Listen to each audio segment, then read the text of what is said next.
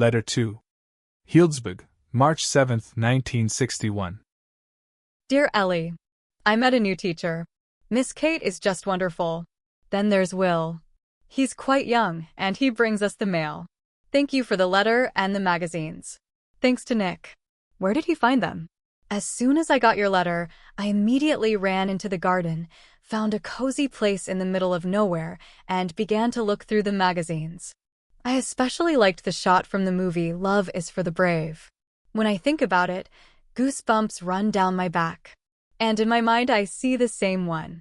Well, the one with such a big. This is the thing. An incredible, amazing thing. He is probably envied by every other person. When I get back, we will definitely watch this movie. Please don't dare watch it without me.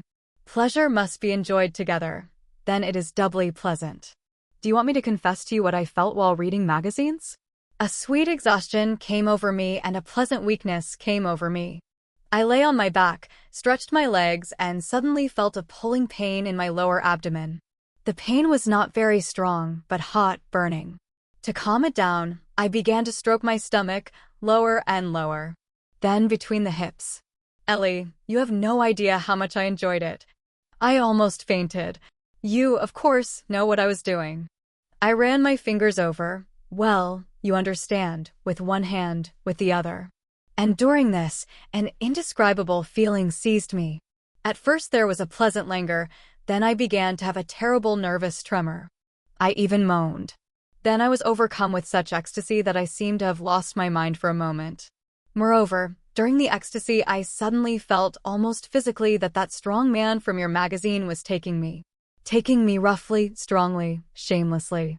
When I woke up, my hand was still there, and completely wet. I wiped it on my skirt and wanted to get up, but I couldn't. My body suddenly went limp, I stretched out on the ground and immediately fell asleep. Waking up, I ran to the boarding house. Kate had been looking for me for a long time. She is the youngest and cutest of all the staff. She is about 20, maybe 22. She is very beautiful. She has been here quite recently, about a week. It seems to me that she has been interested in me since the first day, and I always feel her penetrating gaze on me. When Kate saw me, she took my hand and led me to the boarding house. My flushed face suddenly made her laugh, and she laughed out loud. I looked at her in surprise, but then I felt funny myself. We stopped and laughed like two silly girls. Then I turned around carelessly, and suddenly the magazines fell out from under my shirt and scattered on the floor. Kate was surprised. I blushed very much, but Kate, without looking at me, gathered the magazines and quickly left. I was in shock. I didn't know what to do. After dinner, I was informed that Kate was waiting for me in her room. Trembling with fear, I went to her.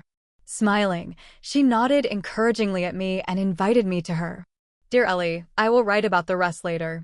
I am just very tired from pleasant experiences. Yes, I forgot to ask you, how are you doing with Dick? I hope everything is fine. Write to me about everything. Your Rose.